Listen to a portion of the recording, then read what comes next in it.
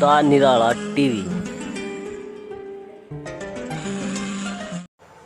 The Nirala TV में आपका स्वागत है दोस्तों। आज बात करेंगे उस देश की जिसका नाम लिए बगैर आज की हिंदुस्तान की राजनीति अधूरी है और मीडिया को भी टीआरपी जो मिलती है उसके नाम के जाप करने से ही मिलती है। और ये बात साबित होती है दोस्तों मीडिया की रिपोर्टिंग को देखकर। तो उसी मुद्दे पर आज हम बात करेंगे। सबसे पहले जम्मू कश्मीर में ड्रोन हमले को लेकर और यूपी के चुनावी माहौल को लेकर और फिर मीडिया की गंदी रिपोर्टिंग को लेकर। देखिए दोस्तों ये रिपोर्ट। जब अक्सर कहीं चुनौतीपूर्ण चुनाव का दौर होता है किसी पार्टी के लिए, अभी कहीं ना कहीं से दोस्तों ऐसी खबरें ज़रूर सामने आती हैं। अभी फ़िलहाल दोस्तों पिछले कुछ दिनों से जम्मू कश्मीर से बहुत दुखदायक खबरें सामने आ रही हैं, जिसमें लगातार ड्रोन हमले की जानकारियाँ मिल रही हैं, जिसमें हमारे जवानों को जान माल का नुकसान भी झेलना पड़ रहा है। दोस्तों आपको बता दें, आज रात भी जम्मू के कालूचक मिलिट्री स्टेशन के पास 2 ड्रोन सेना की फायरिंग के बाद भाग गए। पहला ड्रोन दिखा रात 11:45 पर और दूसरा रात 2:40 पर, जो कि सेना की फायरिंग के बाद भाग गए। इससे पहले कल सुबह जम्मू एयरबेस पर ड्रोन से 2 धमाके किए गए थे। आपको बता दूं दोस्तों, मैंने कुछ दिन पहले कहा था कि कई राज्यों में आगामी विधानसभा चुनाव की तैयारियां जोर शोर से शुरू हो चुकी हैं, ख़ास तौर पर उत्तर प्रदेश विधानसभा चुनाव को लेकर। क्योंकि दोस्तों कोरोना के कारण जो देशवासियों में एक दूसरे के खिलाफ नफरत के बादल अब छंटते नज़र आ रहे थे, वो पुणे हल्की छिड़काहट के साथ शुरू हो चुके हैं। और अब आप किसी भी गोदी मीडिया न्यूज़ पोर्टल या चैनल पर देख सकते हैं कि किस प्रकार से नफ़रत के छींटे दोबारा बोए जा रहे हैं।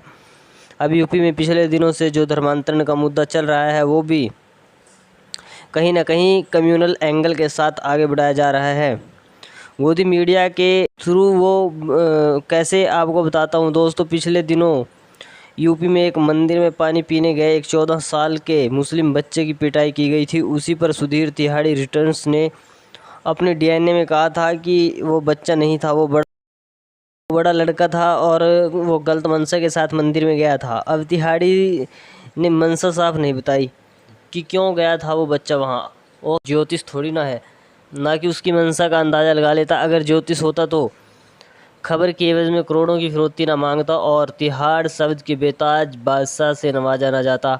बहरहाल अब जो धर्मांतरण वाले मामले में 2 मौलानाओं को गिरफ्तार किया है, उस मामले को तिहाड़ी ने बड़ी आसानी से उस बच्चे वाले मामले से जोड़ दिया।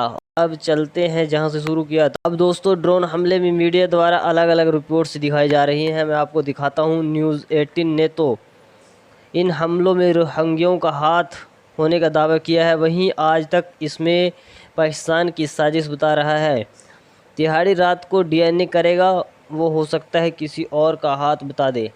लेकिन जो भी हो, हम इन घटनाओं की निंदा करते हैं और सरकार से अपील करते हैं कि चुनाव तो हार जीत के लिए ही होते हैं लोकतंत्र में। कृपया ऐसी घटनाओं पर जांच कर कार्रवाई करते हुए दोषियों को सख्त से सख्त सज़ा दें, ताकि भविष्य में कोई भी ऐसी घटिया घटनाओं को अंजाम देने से पहले कई बार सोचे। और सरकार को चाहिए कि देश की सीमा की और एक एक जवान की सुरक्षा सुनिश्चित करे।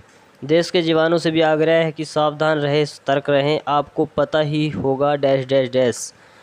और दोस्तों उधर यूपी विधानसभा चुनाव को लेकर सियासी हलचल तेज हो चुकी है। इसी बीच यूपी विधानसभा चुनाव में असदुद्दीन ओवैसी की पार्टी आल इंडिया मजलिस इत्तेहादुल मुस्लिमीन भी चुनावी मैदान में नजर आ रही है। ओवैसी ने कल यूपी चुनाव को लेकर घोषणा करते हुए कहा कि पार्टी 100 सीटों पर उम्मीदवार उन्होंने ट्वीट करते हुए कहा, हमने फैसला किया है कि हम 100 सीटों पर चुनाव लड़ेंगे और पार्टी उम्मीदवारों को चुनने की प्रक्रिया भी शुरू कर दी है। आगे उन्होंने कहा कि हम सुहेलदेव भारतीय समाज पार्टी के राष्ट्रीय अध्यक्ष ओम प्रकाश राजभर साहब की भागीदारी संकल्प मोर्चा के साथ हैं। शायर इमरान प्रतापगढ़ी और कांग्रेस नेता ने कटाक्ष करते हुए कहा कि आपको मालूम ही है कि किस पार्टी को फ़ायदा पहुंचाने के लिए चुनाव लड़ा जा रहा है। और इधर पंजाब कांग्रेस में लगातार खींचतान चल रही है। इसी बीच कल नवजोत सिंह सिद्धू दिल्ली में राहुल गांधी और प्रियंका गांधी से मुलाकात करेंगे, ताकि पंजाब मसला जल्द से जल्द सुलझ सके। दोस्तों द निराला टीवी में आज इतना ही। मिलते हैं किसी बड़े मुद्दे के साथ। खबर को लाइक शेयर कमेंट ज़रूर करें, चैनल को सब्सक्राइब करें। धन्यवाद।